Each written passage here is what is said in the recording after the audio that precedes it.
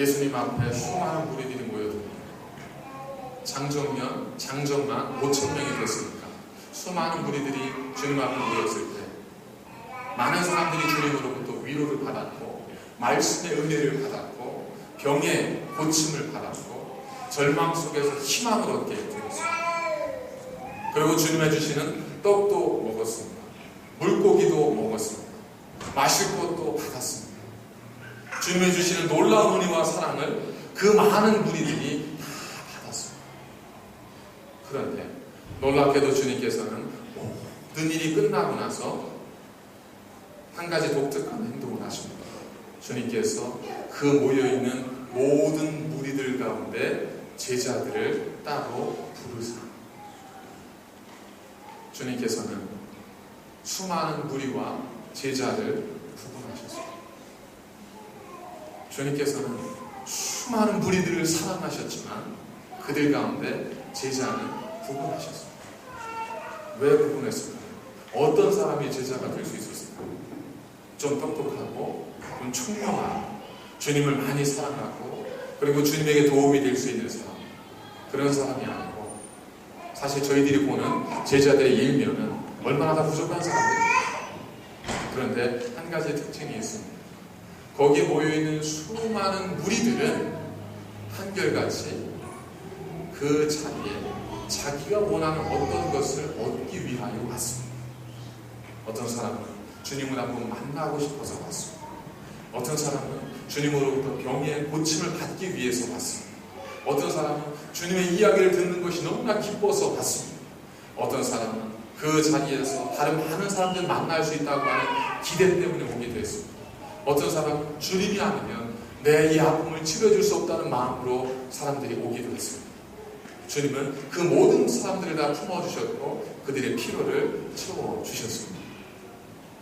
그러나 그럼에도 불구하고 그 가운데에서 주님께서 따로 부르신 제자들은 어떤 사람이었습니까?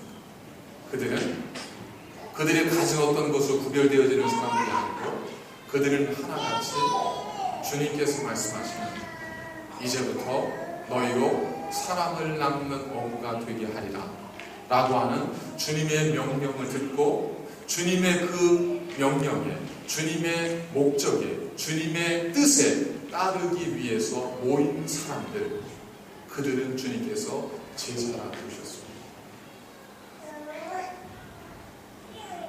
제자와 무리는 개인의 능력이나 인격이나 성품이나 전혀 관계없습니다. 우리가 만일 하나님을 예배하고 하나님의 교회, 특별히 새날교회를 섬기고 이 교회를 통해서 내가 무엇인가를 얻을 수 있지 않을까? 이 교회 예배가 분위기가 좋으니까, 이 교회가 젊은 아이들이 많아서 우리 아이가 잘 놀 수 있습니다. 주님은 얼마든 환영합니다. 저희도 얼마든 환영하고 정말 두 손 벌려 환영하고 반깁니다. 그러나 이제 저희들이 연수가 되었고 시간이 지나면서 우리에게 나타나야 할 진짜 그리스도인의 모습, 바로 무리에서 제자로 변화되어지는 그러한 삶의 모습이 우리 가운데 있어야 하지 않겠습니까? 그 특징은, 그 근거는 나를 위하여 주님을 믿느냐 아니면 주님을 위하여 내가 여기 있느냐, 그 차이. 어떻게 물로 딱 나눌 수 있겠어요? 하지만 그럼에도 불구하고 우리가 내가 주님의 영광을 위해서, 주님의 뜻을 위해서, 주님의 목적을 위해서 나를 부르신 그 음성을 고백하면서 이 자리에 모여있다면 우리 모두는 주님의 제자가 될 수 있습니다. 그 제자들을 통해서 주님께서 너무나 분명한 말씀을 주십니다.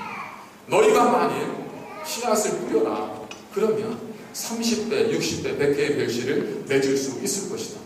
너희가 만일 무엇이든지 믿고 기도하면 믿은 대로, 기도한 대로 될 것이다. 이 모든 것이 많은 그리스도인들에게 주신 하나님의 말씀이었지만 특별히 그 제자들에게 주신, 그들을 가르치고 그들에게 주셨던 주님의 간곡한 말씀이었습니다. 주님의 제자들에게는 시너지의 효과가 나타납니다. 주님의 제자들에게는 놀라운 상승의 효과가 나타납니다. 하지만 그 무리들이 어땠습니까? 주님으로부터 무엇인가를 원했고 주님을 필요로 했고 주님으로부터 놀라운 은혜를 받았던 그들, 주님께서 십자가를 이야기합니다. 그랬더니 어떻게 하죠? 우리가 그 많던 무리들이 다 떠나가기 시작합니다. 그 떠나가는 무리들을 보면서 주님께서 베드로와 제자들에게 묻습니다. 베드로야, 너희도 가리라. 그때 베드로가 뭐라고 대답합니까? 주여, 영생의 말씀이 주께 있사오니 우리가 어디로 가리까? 이 베드로는 그가 주님 곁에 있어야 되는 분명한 목적을 알고 있었습니다. 내가 주님을 위해서 있는 것이 아니라, 나를 위해서 주님이 있는 것이 아니라 바로 주님을 위해서 내가 있습니다. 내가 주님으로부터 부름받았음을 이 베드로는 고백합니다. 그래서 끝까지 이 베드로는 주님의 곁을 떠나지 않습니다. 때로는 부인하면서 그 참회 속에 들어가긴 했지만 결국에는 다시금 십자가를 거꾸로 지는 그 고난을 감내하면서까지 베드로는 주 앞에 나아갑니다.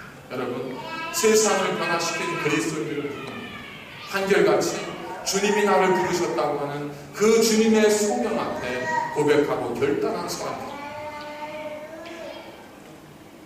그런 고백인 사람들이 있는 공동체는 숫자가 문제가 되지 않습니다. 그런 고백이 있는 공동체는 가진 것이 문제가 되지 않습니다.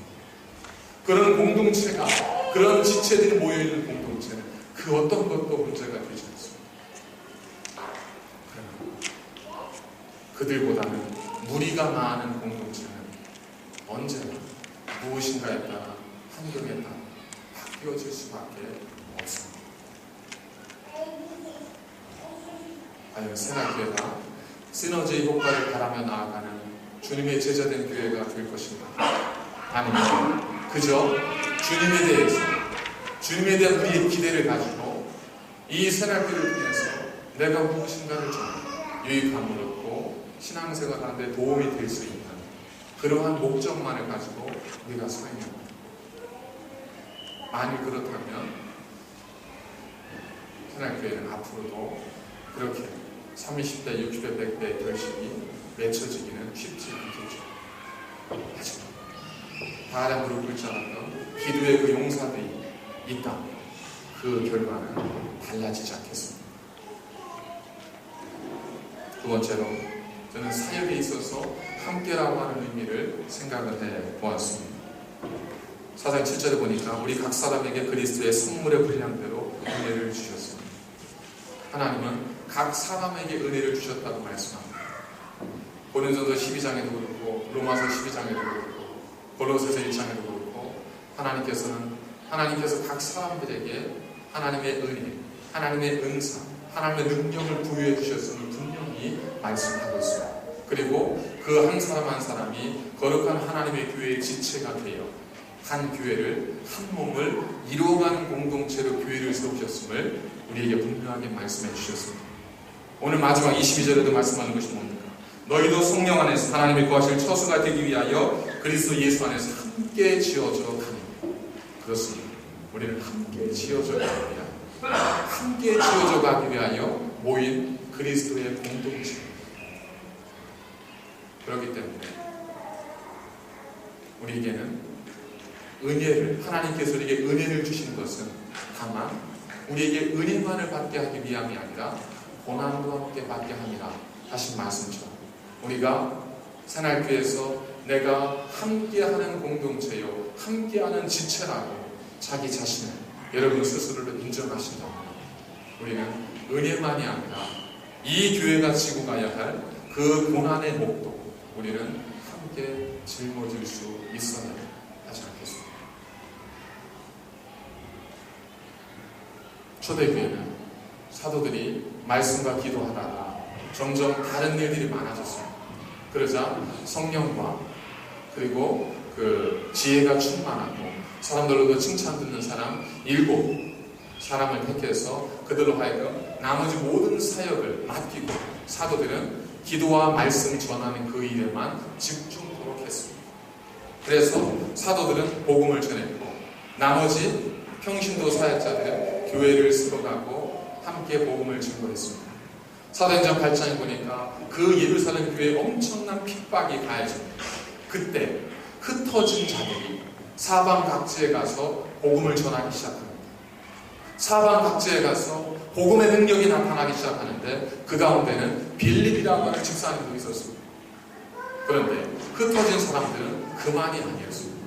이름을 알지 못하는 수많은 평신도 사역자들이, 수많은 그리스도인들이 자기가 가는 곳에서, 자기가 머무는 곳에서 그리스도의 지체가 되어 하나님의 거룩한 성전이 되어 하나님 복음을 전했고 그곳에서 자신의 사명, 받으는 사례로 감당했습니다.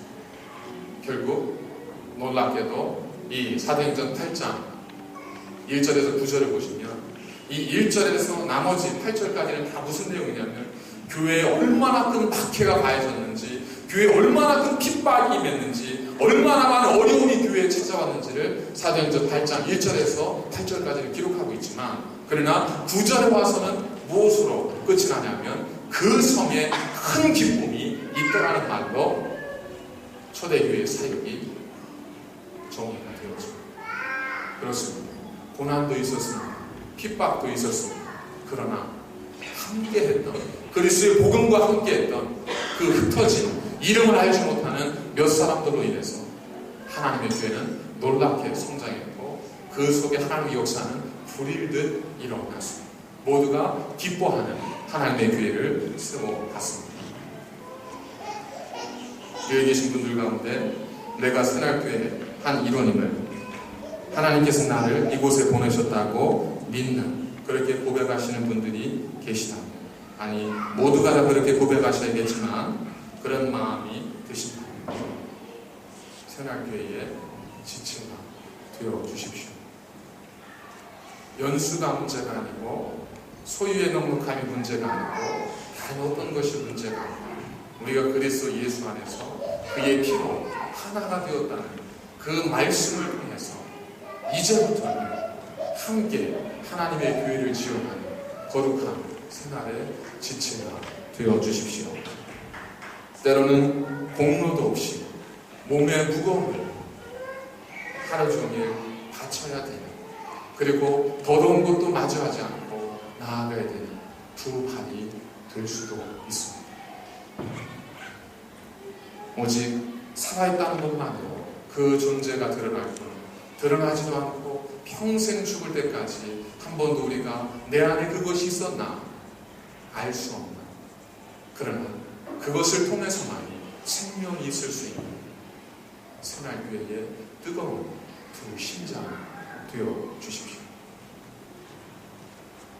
수많은 바람과 피곤함과 여러 가지 많은 공연 속에서 눈을 뜨기도 힘든 그 상황이지만 그래도 나아가야 하겠기에, 앞으로 나아가야 하겠기에 기꺼이 그 눈을 부릅뜨고 앞을 바라보니, 그래서 모든 유혹과 시련과 아픔에도 두 눈을 뜨고 하나님의 주신 영적인 사명과 세상을 향해 주신 하나님의 뜻을 이루어가기 위해서 앞을 보시고 앞을 분별해 주시는 거룩한 새날교회의 두 눈이 되어 주십시오.